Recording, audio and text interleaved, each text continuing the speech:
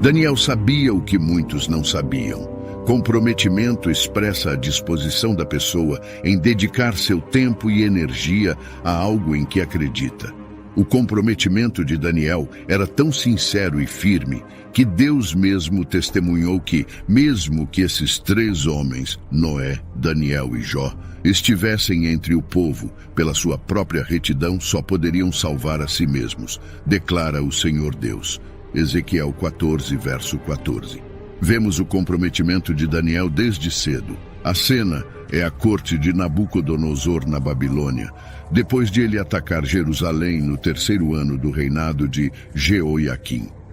Nabucodonosor ordenou que um grupo de jovens fosse treinado para servi-lo como pessoas sábias e conhecedoras. Entre eles estavam Daniel, Hananias, Misael e Azarias. Seus nomes caldeus eram Beltesazar, Sadraque, Mesaque e Abed-nego. Como parte do treinamento, eles deveriam comer das iguarias do rei e beber do seu vinho. Daniel logo se deparou com a oportunidade de permanecer fiel a Deus, mesmo vivendo em uma sociedade que não compartilhava suas crenças. Ele decidiu abster-se de consumir a comida fornecida pelo rei para não se desonrar. Provavelmente, esses alimentos continham carnes impuras, proibidas pela lei do Antigo Testamento, ou estavam associados à adoração de ídolos. Essa decisão foi tomada para evitar violar a lei de Moisés sobre os alimentos que os judeus não podiam comer, como alimentos oferecidos a ídolos. Êxodo 34, verso 15. O desejo de Daniel de não se contaminar era repleto de perigo. Daniel se recusa a se contaminar com a comida, Daniel 1, mas Daniel decidiu que não se contaminaria com a comida e o vinho do rei, e pediu ao chefe dos oficiais permissão para não se contaminar. Você já ouviu o ditado de que tomamos nossas decisões e nossas decisões voltam e nos moldam? Certamente, isso se provou verdadeiro no caso de Daniel, assim como no de José, Daniel 1, versos 9 ao 15. E Deus concedeu a Daniel graça e compaixão diante do chefe dos oficiais. O chefe dos oficiais disse a Daniel: "Tenho medo do meu senhor o rei, que determinou a comida e a bebida de vocês, porque ele veria vocês em pior estado do que os outros jovens da idade de vocês. Assim, vocês poriam em perigo a minha vida perante o rei." Daniel respondeu ao encarregado, a quem o chefe dos oficiais havia designado sobre Daniel, Hananias, Misael e Azarias: "Por favor, faça um teste com os seus servos durante 10 dias. Deixe-nos receber apenas vegetais para comer e água para beber. Depois, compare a nossa aparência com a dos jovens que comem a comida do rei e trate os seus servos de acordo com o que você vir." Ele concordou e os submeteu a um teste durante 10 dias. E ao final de 10 dias, a aparência deles estava melhor e eles estavam mais gordos do que todos os jovens que haviam comido da comida escolhida pelo rei. Daniel enfrentou pressão intelectual. 3 anos na Universidade da Babilônia, que certamente incluíam cursos sobre práticas pagãs. Quando nada podia destruir Daniel, seus inimigos tinham certeza de uma coisa: seu comprometimento com Deus. Daniel era um líder piedoso e capaz, porque sua lealdade primária era para com seu Rei Celestial. Basicamente, ele servia a Deus em vez de governantes humanos.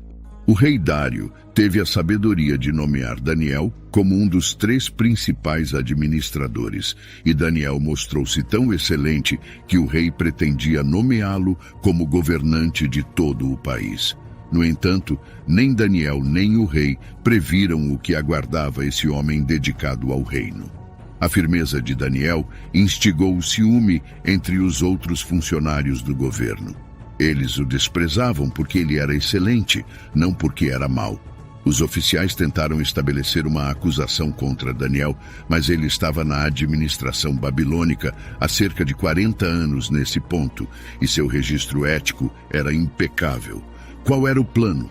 Eles tentaram encontrar algo contra ele em relação à lei de seu Deus.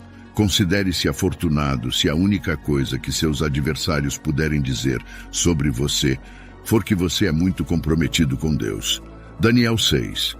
Então os comissários e sátrapas começaram a tentar encontrar uma base de acusação contra Daniel no que diz respeito aos assuntos do governo, mas não puderam encontrar nenhuma base de acusação ou evidência de corrupção, porque ele era confiável e nenhuma negligência ou corrupção foi encontrada nele.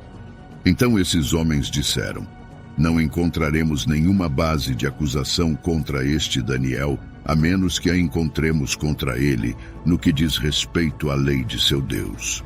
Então esses comissários e sátrapas vieram por acordo ao rei e falaram com ele da seguinte maneira: Rei Dário, viva para sempre. Todos os comissários do reino, os prefeitos e os sátrapas, os conselheiros e os governadores, consultaram-se para que o rei estabeleça um decreto e faça cumprir uma ordem de que qualquer pessoa que ofereça uma oração a qualquer deus ou pessoa que não seja você, ó rei, por 30 dias seja lançada na cova dos leões. Agora, ó rei, estabeleça o decreto e assine o documento para que não seja alterado, de acordo com a lei dos medos e persas, que não pode ser revogada. Então, o rei Dário assinou o documento, ou seja, a ordem. É fascinante que a vida de Daniel tenha sido uma testemunha tão consistente de sua fé em Deus que esses oficiais estavam claramente cientes de sua rotina de oração. Daniel 6, verso 10. Agora, quando Daniel soube que o documento estava assinado, ele entrou em sua casa e em sua câmara no telhado ele tinha janelas abertas em direção a Jerusalém e continuou ajoelhando-se 3 vezes ao dia, orando e oferecendo louvor diante de seu Deus, como ele havia feito anteriormente. Daniel não decepcionou seus adversários. Eles sabiam que ele seria fiel ao seu Deus, e ele foi. Daniel não fez uma grande produção de sua objeção ao édito injusto, nem exibiu suas orações. Ele simplesmente voltou para casa e orou, suas janelas abertas em direção a Jerusalém, como havia feito antes. Nenhum mandato mundano poderia impedi-lo de cumprir suas responsabilidades divinas. Sua perspectiva era semelhante à dos apóstolos muitos anos depois. A fé de Daniel era inabalável. Ele é lançado na cova dos leões. Daniel 6, verso 11 ao 27. Então esses homens vieram por acordo e encontraram Daniel, oferecendo uma oração e implorando favor diante de seu Deus. Em seguida, aproximaram-se e falaram diante do rei sobre a ordem do rei. Você não assinou uma ordem de que qualquer pessoa que oferecer uma oração a qualquer deus ou pessoa que não seja você, ó rei, por 30 dias será lançada na cova dos leões? O rei respondeu: a afirmação é verdadeira, de acordo com a lei dos medos e persas, que não pode ser revogada. Então eles responderam e falaram diante do rei: Daniel, um dos exilados de Judá, não dá atenção a você, ó rei, nem à ordem que você assinou, mas continua oferecendo sua oração 3 vezes ao dia. Assim que o rei ouviu esta declaração, ele ficou profundamente angustiado e determinou-se a resgatar Daniel. E até o pôr do sol, ele se esforçou para salvá-lo. Então, esses homens vieram por acordo ao rei e disseram ao rei: reconheça, ó rei, que é uma lei dos medos e persas que nenhuma ordem ou estatuto que o rei estabelece pode ser alterado. Então o rei deu ordens e Daniel foi trazido e lançado na cova dos leões. O rei disse a Daniel: o teu Deus, a quem tu serves continuamente, ele próprio te livrará. E uma pedra foi trazida e colocada sobre a boca da cova, e o rei a selou com seu próprio anel-selo e com os anéis-selo de seus nobres, para que nada fosse mudado em relação a Daniel. Então o rei foi para o seu palácio e passou a noite jejuando. Nenhum entretenimento foi apresentado diante dele, e o sono fugiu dele. Daniel é resgatado da cova dos leões. Então o rei se levantou ao amanhecer, no romper do dia, e foi com pressa para a cova dos leões. E quando ele se aproximou da cova a Daniel, ele clamou com voz angustiada. O rei começou a falar e disse a Daniel: Daniel, servo do Deus vivo, o teu Deus, a quem tu serves continuamente, pôde livrar-te dos leões? Então Daniel falou ao rei: ó rei, vive para sempre. Meu Deus enviou seu anjo e fechou as bocas dos leões, e eles não me prejudicaram, pois fui considerado inocente diante dele. E também para contigo, ó rei, não cometi crime algum. Então o rei ficou muito feliz e deu ordens para que Daniel fosse levantado da cova. Assim Daniel foi levantado da cova, e nenhum ferimento foi encontrado nele, porque ele confiou em seu Deus. O rei então deu ordens e trouxeram aqueles homens que tinham acusado maliciosamente Daniel e os lançaram junto com seus filhos e esposas na cova dos leões. E antes que chegassem ao fundo da cova, os leões os dominaram e esmagaram todos os seus ossos. Então Dário, o rei, escreveu a todos os povos, nações e línguas que habitavam em toda a terra: a paz seja abundante convosco. Eu decreto que em todo o reino do meu domínio, as pessoas devem tremer e temer diante do Deus de Daniel, pois ele é o Deus vivo e eterno, e seu reino não será destruído, e seu domínio será para sempre. Ele resgata, salva e realiza sinais e milagres no céu e na terra, e ele também resgatou Daniel do poder dos leões. Avaliar nossa fé e relacionamento com Deus é uma parte crucial da vida espiritual. Quando a Bíblia nos diz para examinarmos a nós mesmos, para determinar se ainda estamos firmes na fé, para algumas pessoas pode parecer confrontador à primeira vista.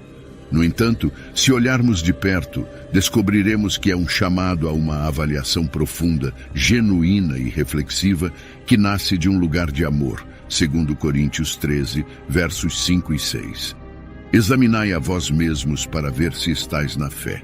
Provai a vós mesmos, ou não reconheceis que Jesus Cristo está em vós. A menos que de fato falteis no teste, mas espero que percebais que não falhamos no teste. Fazer a nós mesmos perguntas cruciais, mas pessoais, nos ajudará a saber se realmente estamos consagrados e separados para o nosso Salvador. A boa notícia é que não importam as respostas que surjam dessas reflexões sinceras, o poder do Espírito Santo está disponível e capaz de nos conduzir à plenitude da vontade de Deus para nossa santificação. Tudo o que Ele requer é nossa honestidade, disposição e zelo para viver a vida divina que Ele depositou em nós. Você odeia o pecado? A maneira como respondemos ao pecado é uma das formas de saber se estamos vivendo uma vida que é leal e comprometida com aquele que nos salvou da escravidão do pecado. Para um mundo que vive na escuridão, o pecado é muito excitante.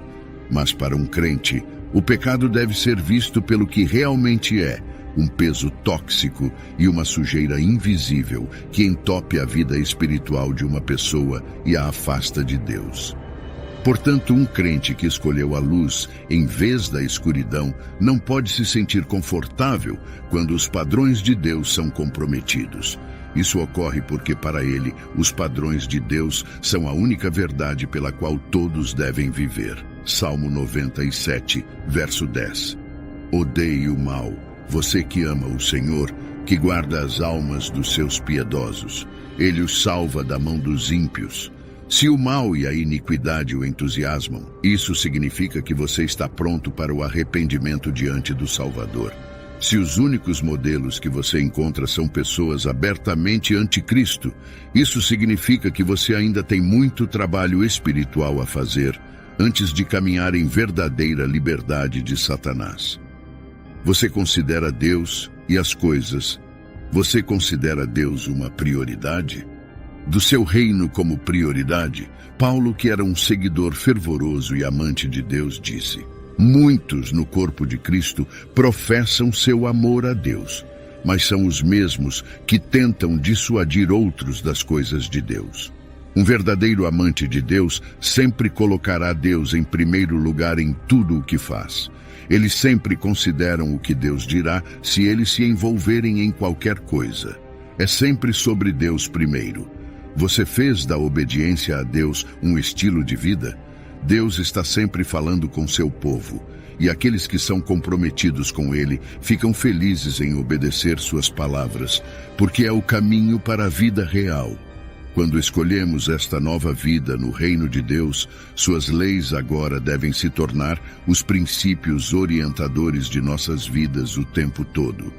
Aqueles que são guiados pelos princípios de Deus escolhem fazer o que Deus diz, não importa o que esteja em jogo.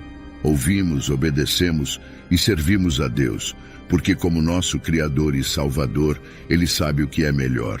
Querido Pai, obrigado por querer o melhor para mim e por me orientar a fazer essas perguntas muito importantes.